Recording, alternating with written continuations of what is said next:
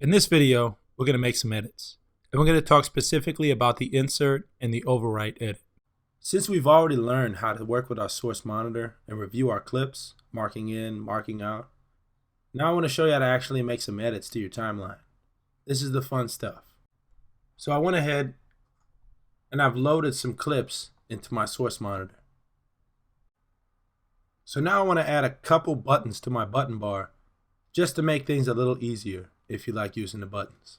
So I'll go to the bottom right hand corner, click on the plus within my source monitor, and I'm going to drag out the play from in to out, drop it here on the right.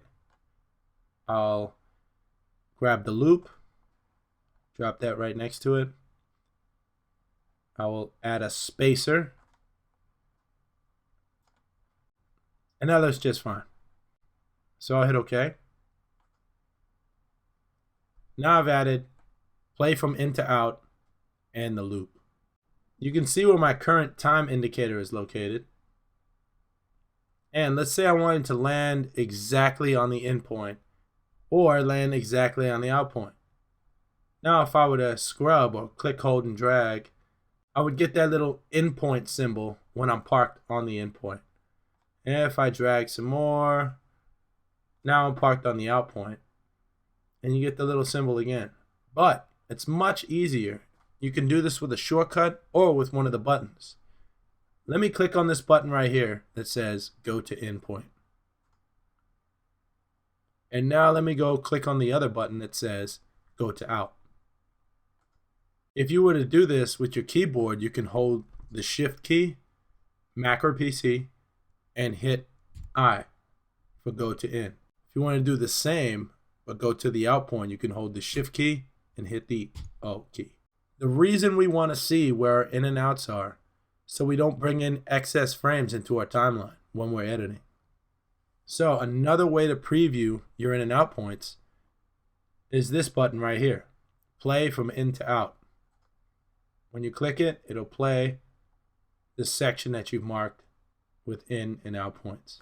And you can click it over and over again. Or, because we've added the loop button, just turn loop on, play from in to out, and you'll notice now we have looping.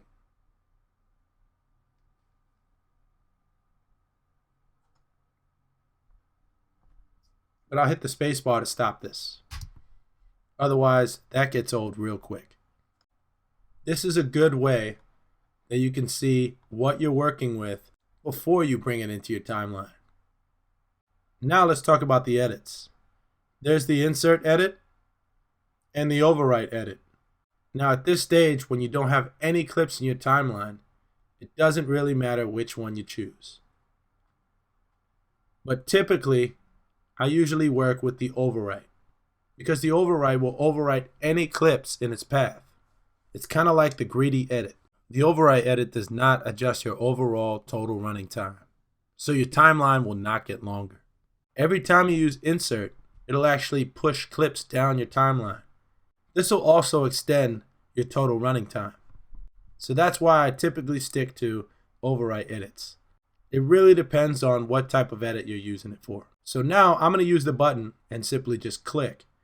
And I'm going to bring these in and out points from this clip down into my timeline with this button.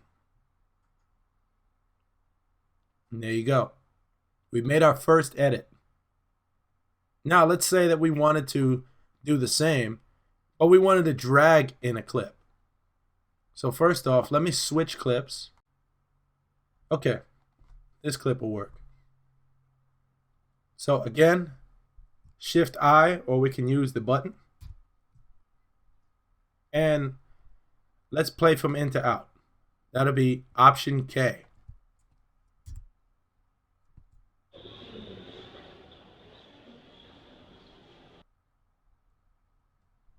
And now I want to edit this clip into my timeline. And I'm going to do this just by dragging. Now there's several ways to do this by dragging.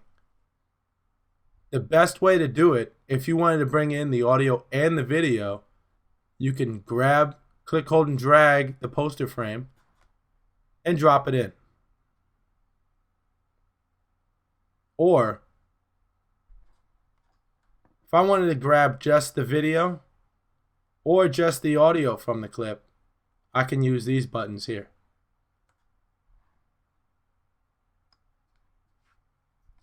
Another thing to pay attention to when you're dragging clips into your timeline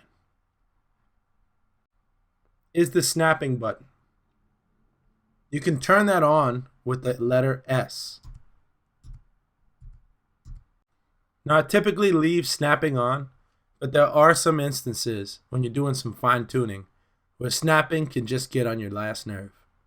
So it's not a bad idea to know how to turn it on and turn it off. It acts like a magnet for your clips. So if I have snapping on and I have my current time indicator or playhead right over here, I can grab this clip. It can snap to this clip here or snap to my playhead on this side or on this side. So it becomes a magnet for other clips in the timeline or your current time indicator. For right now, I'll leave snapping on. And I'm going to drag in this next clip. Click, hold, and drag. And I'll let go. Now let me zoom in here. First of all, let me hit the tilde key. And with the plus or minus, I can zoom in to my timeline. Because as I'm zooming in to my current time indicator or playhead. Now I'm going to hit the home button. If you happen to have a keyboard that has a home button. Now we can see.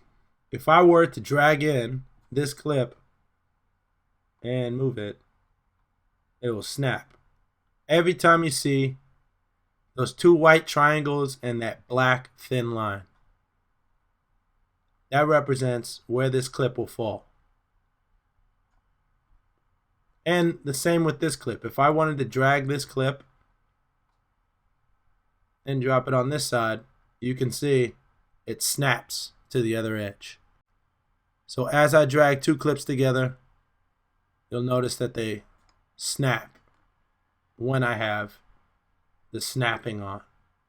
So snapping can be a good thing, and it also can be a pain. Hit tilde again. And now, let me just grab another clip. And this time, I'm going to show you the difference between an insert edit and an overwrite edit. So let me just play my timeline here. And you can even play inside of your program monitor.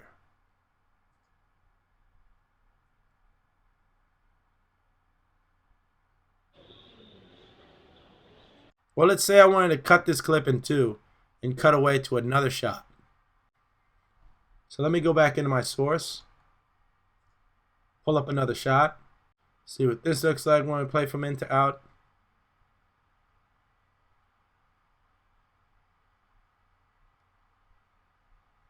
Okay, so I'll choose this clip and I'm going to split this clip in two and insert edit this clip. Now I'm going to choose the insert button. And when I zoom out, and you'll see the edit that I've made. So let me hit the tilde key just to show you what happened. When I made the edit, it cut the clip in two and it placed it in the middle of the two clips. That is an insert edit. If I were to do this with an overwrite edit, it would just go right on top of the clip and not cut the clip in two.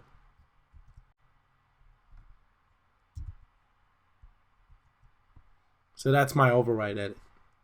If you look down at your keyboard, you'll notice underneath the K is the comma, and underneath the L is the period.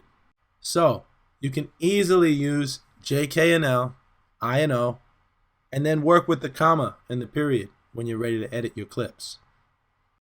As you can see, there's many ways of making an edit, whether using the buttons, the keyboard shortcuts, or even just dragging into your timeline. Just make sure that you pick the one that works for you best. We talked about a few things in this video. Using the insert and overwrite edits. You can use buttons, keyboard shortcuts, or even drag in. Also, we toggle snapping on and off to keep the clips in line. And don't forget dragging in audio only or video only.